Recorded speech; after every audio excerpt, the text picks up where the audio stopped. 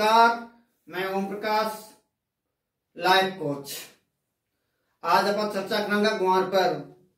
गुआर में तेजी कब आएगी या नहीं आएगी, इस पर तो हम आने वाली मेरी रिसर्च पर जरूर ध्यान देंगे। उस पर अभी काम धंधा चल रहा है। सभी लोग कह रहे हैं कि फंडामेंटल मजबूत है, टेक्निक चार्ट वाले कह रहे हैं मजबूत है, फिर भी तेजी नहीं आ रही और गुआर धीरे धीरे रोज को 150 मंदा होता जा रहा है। शुक्रवार को करीबन एनसीडेक्स पर इसका भाव 5200-5300 रुपया के आसपास रहा। लेकिन एक गुआर पर एक टॉपिक मैंने आज तक कवर नहीं किया, उस पर बहुत सारा कमेंट आता रहता है, लेकिन मैंने उस कमेंट पर विशेषकर ध्यान नहीं दिया। अब की बार इस सप्ताह के अंदर जैसे वो गुआर धीरे धीरे नीचे जाता दिखाई दे रहा है, तो वो कमेंट 5-7 जने की आया। 5-7 जनों ने वो इस टाइप का कमेंट किया और सारों की एक ही राय बनती दिखाई दे रही थी। तो मैंने सोचा कि इस कमेंट पर जरूर जवाब देने की कोशिश करनी चाहिए। तो आज उस कमेंट के ऊपर हम जवाब देने की कोशिश कर रहे हैं। प्रश्न क्या पूछा जा रहा था कि प्रश्न ये पूछा जा रहा था कि 17-18 महीना पहले गुआर के अंदर थोड़ी तेजी का रुख बना था, यानी एनसीडेक्स पर करीबन 7800 रुपये के आसपास भाव गया था। हो सकता है 8000 के आसपास ही गया, लेकिन मेरे को ऐसा लगता है कि 7800 ही गया था उस टाइम। उस वक्त सोशल मीडिया पर एक हवाई चल रही थी कि गुआर आज 7000 बिक गया है, गुआर आज 8000 बिक गया है, गुआर आज 10,000 बिक गया है, गुआर आज 12,000 बिक गया है। और कई सोशल मीडिया पर कई फेक चैनल वाले 20-20 हजार का भाव गुआर का बता रहा था।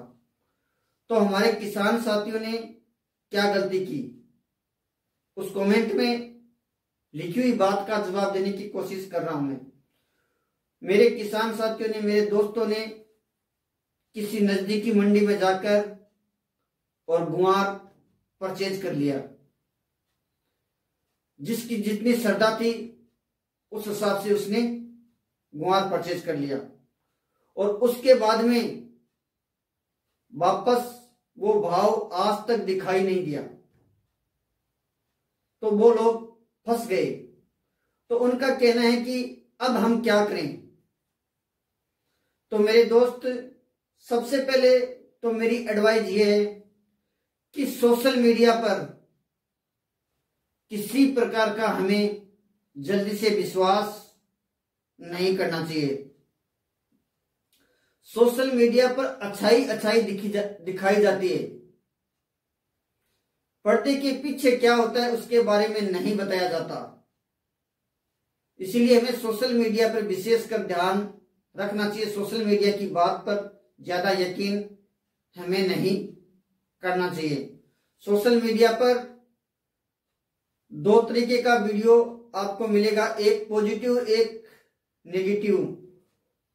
तो इसीलिए हमें अपनी बुद्धि का इस्तेमाल जरूर करना।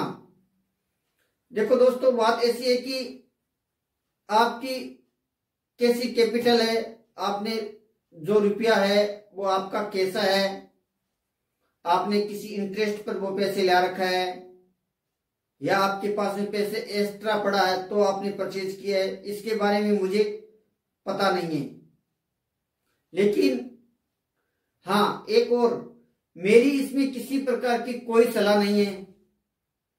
आप अपना गुआर रखो, चाहे बेचो या 5 साल बाद बेचो, चाहे आज बेचो, लेकिन मेरी इसमें किसी प्रकार की कोई सलाह नहीं है। पहला आप इस बात को दिमाग में बिठा लेना। और मेरी बताई हुई बात गलत भी हो सकती है, इस बात को भी दिमाग में रखना, क्योंकि मैं ही एक सोशल मीडिया के माध्यम से आता हूं आपके साथ। अगर मैं आपकी जगह मैं होता और मैं इस जंजाल में फंस जाता तो मैं क्या करता। मैं ये सोचता कि मैंने 1 लाख का माल खरीदा, सोचो कि मैंने 1 लाख का माल खरीदा है, तो मैं ये सोचता कि ये 1 लाख रुपया मेरे पास में है, इस 1 लाख के माल से हमें कोई नुकसान तो नहीं हो रहा, यानी 10 साल, 5 साल, 2 साल, 1 साल ये पैसा मेरे पास में हो तो कोई फर्क नहीं पड़ता, अगर नहीं है तो भी कोई फर्क नहीं पड़ता।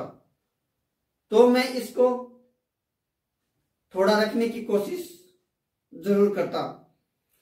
अगर ये जवाब नहीं होता, दूसरा जवाब आता कि हमारे पास में 1 लाख रुपये में से 20,000 रुपया मेरा पर्सनल खुद का है और 80,000 रुपया मैंने इंटरेस्ट पर लिया रखा है।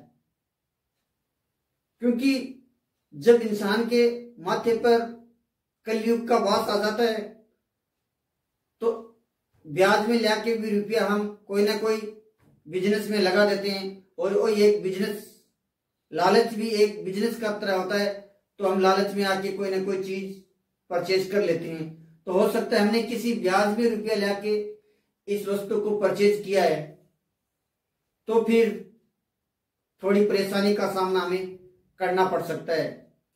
अगर मेरा रुपया 20,000 मेरा खुद का होता और 80,000 रुपया मैं किसी इंटरेस्ट पर लिया होता, तो मैं उस गंवार को इंतजार नहीं करता, जिस भाव में होता उस भाव में बेच देता।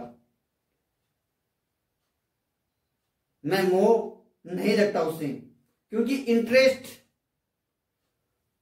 महंगाई से ज्यादा भागता है। भाव तो पता चलेगा कि कब आएगा कब नहीं आएगा, लेकिन इंटरेस्ट तो लगता है ना। इंटरेस्ट हमें नुकसान पहुंचाता रहता है, इसीलिए हम पहले इंटरेस्ट को हम काट देते हैं। तीसरा चांस ये हो सकता है कि हमारे पास में रकम 80% रकम हमारी है और 20% किसी अदर पार्टी के, थर्ड पार्टी के 20% पर ही हमारा इंटरेस्ट लगता है। तो मैं क्या सोचता, तो मैं ये करता कि आज का भाव 5200-5300 रुपया चलता है, तो मैं इसका टाइम डालता कि मैं 2 महीने बाद में, अगर 2 महीने बाद में ये 6200 रुपये के आसपास आएगा तो मैं 50% माल बेच दूंगा, यानी 50,000 का माल मैं बेच दूंगा। 2 महीने के अंदर 6200 के आसपास आएगा। तो अगर 6200 के आसपास 2 महीने के बाद में नहीं आता है, 2 महीने के बाद में जिस भाव में गुआर बिकेगा उस भाव के अंदर में 50% माल बेच दूंगा और 50% माल मेरे पास में रखूंगा, ताकि मेरे दिल को शांति रहे, सुकून मिलता रहे कि क्या पता गुआर ऊपर तो ना जाए, और मैं उसको देख देख के खुश होता रहूं। और जो 50% से जो मेरे पास में पैसे होते हैं, वो 20% पैसे तो मैं ब्याज का ले रखा है वो दे देता किसी थर्ड पार्टी को, और 30% जो पैसे होते हैं मैं किसी बिजनेस में या किसी इंटरेस्ट में हम लगा देते हैं। तो उनसे हमारी कुछ आय जनरेट होती रहती। इसीलिए हमें सोशल मीडिया की बातों पर ज्यादा विश्वास नहीं करना चाहिए और अपनी कैपिटल के हिसाब से इस काम को सुलझाने की कोशिश करना। हमारी किसी प्रकार की कोई सलाह नहीं है, केवल अपने दिमाग का इस्तेमाल करके आप इस निर्णय से बाहर निकल सकते हो या अपने पास में रख सकते हो।